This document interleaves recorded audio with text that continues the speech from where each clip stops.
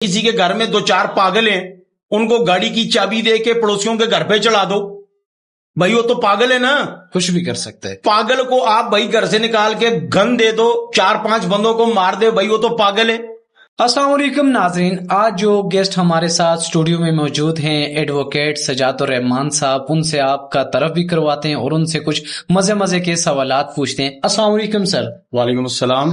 کیسے مزاج ہیں آپ کے؟ الحمدللہ, اللہ کا شکر ہے, آپ سنائیں ٹھیک ہیں؟ الحمدللہ. سر اگر آپ سے پہلا کوشچن یہ کیا جائے, جو پاکستان کی کرنٹ سچویشن ہے, ٹھیک ہے, جو سٹیبلٹی نہیں ہے, کیونکہ پاکستان کی جو حالات ہیں وہ قابو سے باہر ہیں, وہ مہنگائی ہو, کسی قسم کا بھی بحران ہو, پاکستان کو فیس کرنا پڑ رہا ہے, تو اس کی کیا مین ریزن ہے؟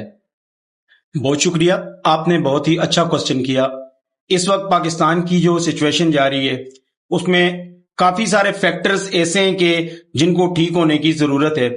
اگر ان فیکٹر پہ ہم چلے جائیں گے تو بات بہت لمبی ہو جائے گی. میں ایک شارٹ سی بات آپ کو کرتا ہوں.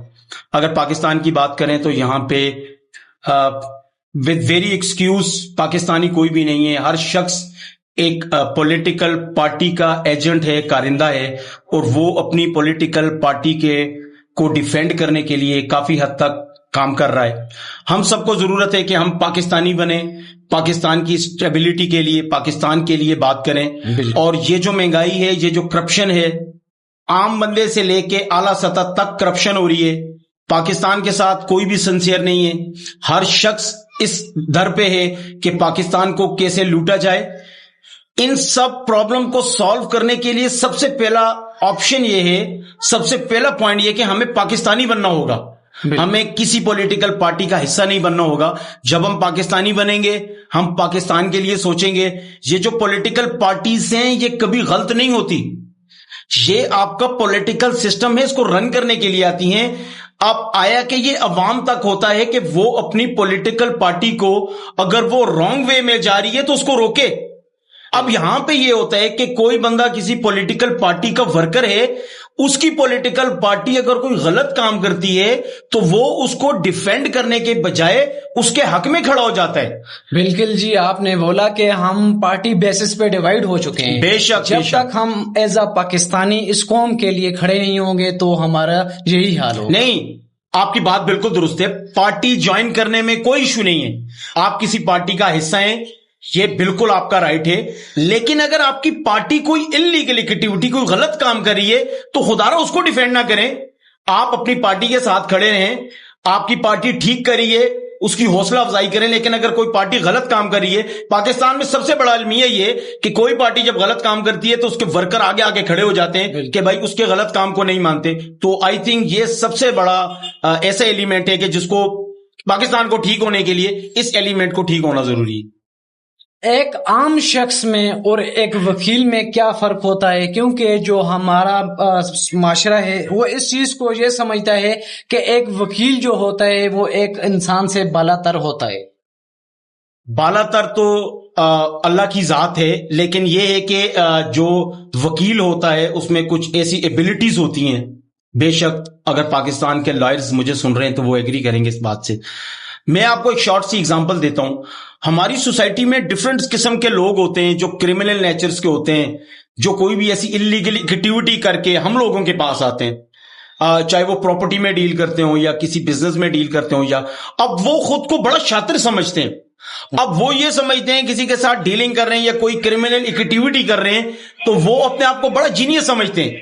اب ایک شخص جو معاشرے میں خود کو بڑا جینیس سمجھتا ہے, اس کی وہ اپنی ساری ٹیکٹکس یوز کرتا ہے, وہ اپنے ساری ایبلٹی یوز کرتا ہے اس کام کو کرنے کے لیے, اور ایٹ دا ٹائم وہ اسٹک اپ ہو جاتا ہے, وہ پھنس جاتا ہے. اب وہ جب پھنس جاتا ہے تو پتہ ہے وہ وکیل کے پاس آتا ہے, اور وکیل کو کیا کہتے ہیں کہ وکیل صاحب میری ساری ہوشیاری, میرا سارا ٹیلنٹ ہو گیا ہے ختم, تو آپ کوئی اپنا جگاڑ لگائیں. اب جب ایک بندے کا, عام بندے کا سارا ٹیلنٹ جب ختم ہوتا ہے تو اس کے بعد لگتا ہے جگاڑ وکیل کا. تو یہ یاد رکھ لیں کہ نارمل بندہ جب ختم ہو جاتا ہے اس کے بعد کوئی بھی بات نہیں رہتی, تو پھر وہاں سے آگے کام شروع ہوتا ہے وکیل کا. اچھا، جو ہماری کنٹری کی ریسنٹ سچویشن ہے، جیسا کہ سب کو پتہ ہے کہ ریسنٹ ایک واقعہ ہوا ہے کہ پاکستان میں یہ کب تک چلے گا کہ امیر اور غریب کے لیے علیحدہ علیحدہ انصاف. ٹھیک ہے، جو امیرزادی تھی کراچی میں جو واقعہ ہوئے آپ کے نوٹس میں ہوگا کہ وہ غریب بچے جا رہے تھے اپنے والد صاحب کے ساتھ، 4 بچے تھے ٹوٹل. ٹھیک ہے، تو وہ چلے گئے، اس نے جو سپیڈ تھی اس کی ایک لنک روڈ پہ اتنی تھی کہ ان کی جان لے لی، اور پھر اس کو ایز جو کہتے ہیں ذہنی مریض قرار دے کے پاکستان سے اسے باہر بھجوا دیا. بالکل آپ نے، میں اس واقعے کی مذمت بھی کرتا ہوں اور ان لوگوں کے لیے دل سے بھی دکھی ہوں جن کے ساتھ یہ انسیڈنٹ ہوا ہے. اب سچویشن یہ کہ میں کچھ باتیں کروں گا لوگوں کو بری لگیں گی. اب جو ریئلٹی ہے پاکستان میں چل رہی ہے، جس کی لاٹھی اس کا بھینس، یا پھر آپ کہیں کہ جنگل کا قانون، وہ والا کام یہاں پہ چلا ہوا ہے. اگر وہ لڑکی پاگل تھی تو آپ کو میں لا کی بات بتاؤں تو پاگل بندے کو تو گاڑی چلانی الاؤ ہی نہیں ہے. ظاہر سی بات. اب یہ کہیں کہ کسی کے گھر میں 2-4 پاگل ہیں، ان کو گاڑی کی چابی دے کے پڑوسیوں کے گھر پہ چلا دو، بھائی وہ تو پاگل ہے نا، کچھ بھی کر سکتا ہے. پاگل کو آپ بھائی گھر سے نکال کے گن دے دو، 4-5 بندوں کو مار دے، بھائی وہ تو پاگل ہے. دیکھیں یہ آنکھوں پہ ہاتھ رکھنے والی باتیں ہیں. اب اس کا فیئر ٹرائل ہونا چاہیے، اس کو دیکھنا چاہیے کہ اس نے جو ایکٹیویٹی کی ہے اس کا اچھے سے میڈیکل ہونا چاہیے. اب میں ڈیٹیل میں نہیں جاؤں گا، ڈیٹیل میں جاؤں گا بات لمبی ہو جائے گی، پھر لوگ کامنٹ کریں گے کہ بھائی وکیل صاحب پاگل ہو گئے. تو سچی باتیں تو آپ کو پتہ ہے یہاں پہ بڑی مشکل ہوتی ہیں، بہت مشکل. تو ویور سارے سمجھتے ہیں کہ اصل بات کیا ہے.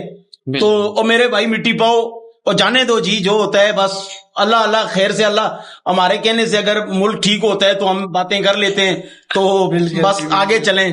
چلیں جی، بہت شکریہ، بہت شکریہ، آپ نے جو اپنا قیمتی ٹائم تھا ہمیں دیا. تو ملتے ہیں انشاءاللہ نیکسٹ ویڈیو میں. آج کے لیے اتنا ہی. اللہ حافظ. اللہ حافظ.